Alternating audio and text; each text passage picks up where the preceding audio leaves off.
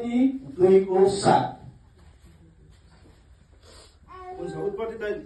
उत्पत्ति 2:7 मा यस्तो लेखेको छ, जब परमप्रभु परमेश्वरले भूमिको माटोबाट मानिसलाई बनाउनु भयो र तिनको नाकमा जीवनको सास फुकिदिनु भयो र मानिस जीवित प्राणी भयो। आमेन।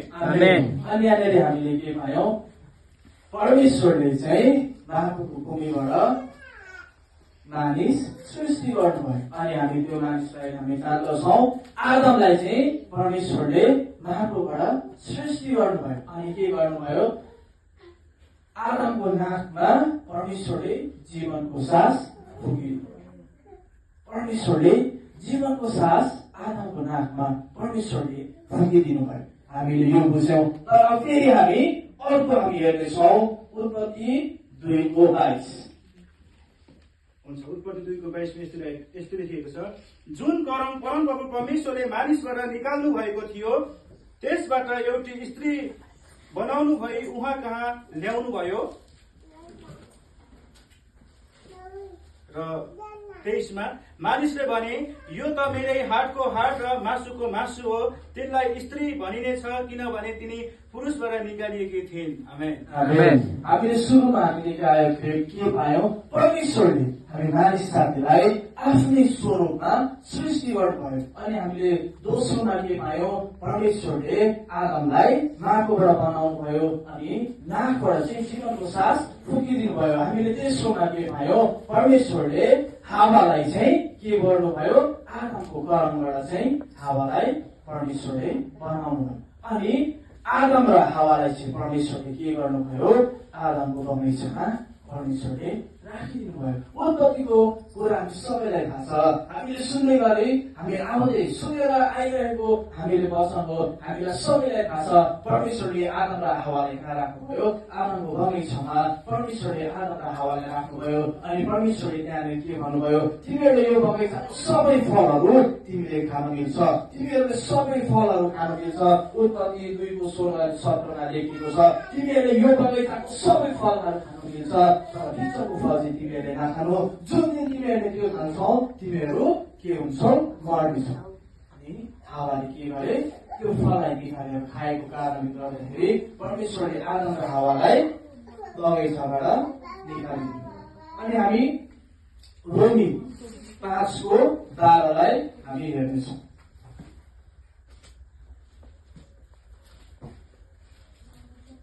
रोमी 5:12 हुन्छ। रोमी 5:12 मा यस्तो लेखेको छ, एकजना मानिसद्वारा संसारमा पाप आयो र पापबाट मृत्यु, जसरी सबै मानिसले पाप गरेको हुनाले सबै मानिसमा मृत्यु फैलियो। हालेलुया।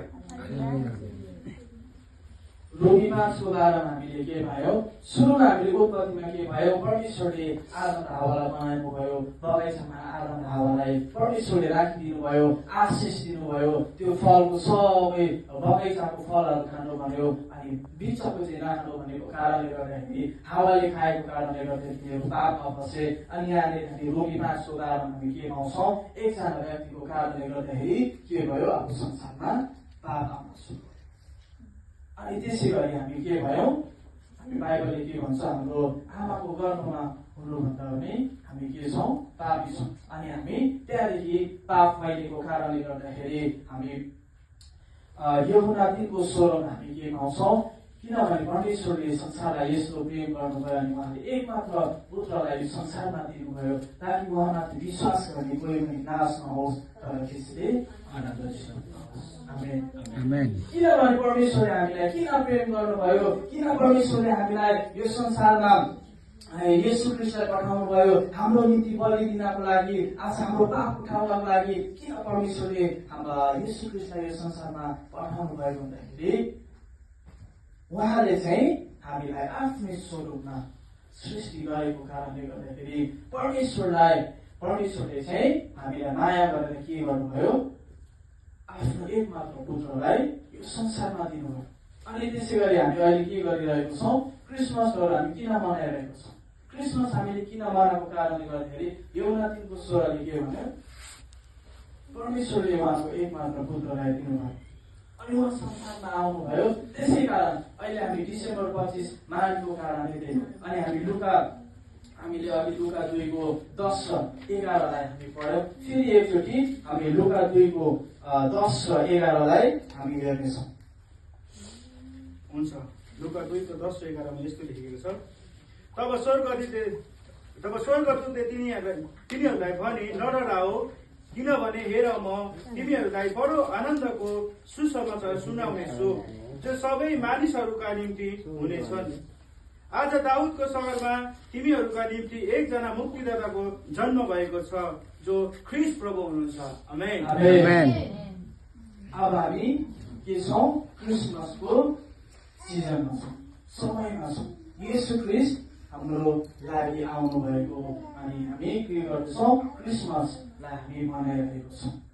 अनि लुका 2को 10 र 11ले भन्छ, स्वर्गदूतले चाहिँ के गर्यो? नडराओ, किनभने दाउदको सहरमा चाहिँ एकजना पुत्र जन्मेको छ। अनि सबैभन्दा सुरुमा हामीले बाइबलमा के पाउँछौँ? तपाईँले यहाँ पढ्दै जानुभयो भने सबैभन्दा सुरुमा येशू ख्रीष्टलाई दर्शन गर्ने को थियो त? गोठालाहरू। अनि गोठालाहरूले कसरी चाहिँ येशू ख्रीष्ट जन्मेको थाहा पायो भन्दाखेरि चाहिँ उनीहरूले के गरेको थियो? त्यो तारालाई चाहिँ पछ्याउँदै गएको अनि तारा जहाँनिर अड्क्यो त्यहाँनिर चाहिँ गोठालाहरूले के थाहा पायो भने यो ठाउँमा चाहिँ येशू ख्रीष्ट जन्मेको हो भनेर चाहिँ गोठालाहरूले थाहा पाएको कारणले गर्दाखेरि येशू ख्रीष्टलाई गोठालाहरूले भेटे, येशू ख्रीष्टलाई गोठालाहरूले दण्डवत गरे, येशू ख्रीष्टलाई गोठालाहरूले के गरे? दण्डवत गरेको हामी बाइबलमा पाउँदछौँ। अनि हामी अहिले क्रिसमसमा हामी ताराहरू हामी किन झुन्डाइरहेको छौँ? स्टारहरू हामी मण्डलीमा हामी घरमा किन हामीले विश्वासी हामी क्रिस्चियनहरूले क्रिसमसको समयमा हामीले ताराहरू किन झुन्डाइरहेको छौँ? किनभने बाइबलमा के लेख्यो? स्वर्गदूतले के भन्यो? तारा जहाँनिर अड्किन्छ त्यहीँनिर तिमीहरू पनि अड्किनु। गोठालाहरूलाई स्वर्गदूतले भने तारा जहाँनिर अड्किन्छ तिमीहरू भने के हुनु? त्यही अड्किनु, त्यही हुनु। हामी के पाउँछौँ? अहिले हामीले बाहिर तपाईँले हेर्नुहोस्, तारा हामीले माथि स्टार्ट हुन्छौँ। अनि त्यसको मतलब चाहिँ के हो भन्दाखेरि आज येशू ख्रीष्ट कहाँ जन्मिनु भएको छ? यस ठाउँ। येशू ख्रीष्ट कहाँ जन्मिनु भयो आज? अनि तपाईँ अनि मैले पनि यो सोच्नुपर्छ, हामी प्रत्येक घरमा हामी विश्वासी भइसकेपछि बाइबल आधारित हामी घरमा तारा लाउने गर्छ। हामी ताराले के सन्देश गराउँछ? येशू ख्रीष्ट यस ठाउँमा जन्मेको रहेछ। अनि क्रुसले हामीलाई के जनाउँछ? येशू ख्रीष्ट हाम्रो निम्ति मर्नु भएको क्रुसमा येशू ख्रीष्टले हामीलाई बचाउनु भएको। विश्वासीको जीवनमा दुईटा चिन्ह छ, एउटा तारा अनि एउटा क्रुस। येशू ख्रीष्ट हाम्रो निम्ति जहाँनिर तारा अड्क्यो येशू ख्रीष्ट त्यहाँनिर जन्मिनु भयो। क्रुसले हामीलाई के जनाउँछ? परमेश्वरले हामीलाई बचाउन आउनुभयो, क्रुसमा बलि हुनुभयो भने हामीलाई जनाउँछ। अनि हामीले अहिले लुका 2को 10 र 11 हामीले पढ्यौँ। येशू ख्रीष्ट किन आएको भनेर हामीले बुझ्यौँ। येशू ख्रीष्ट किन यो संसारमा आउनुभयो भन्दाखेरि तपाईँ अनि मलाई शान्ति दिनु, तपाईँ अनि मलाई जीवन दिनु, तपाईँ अनि मलाई आनन्द जीवन दिनु। अरू कसैले तपाईँ अनि मलाई आनन्द जीवन दिनको निम्ति अरू कोही पनि आएन। तपाईँ र मलाई शान्ति दिनको निम्ति अरू कोही पनि आएन।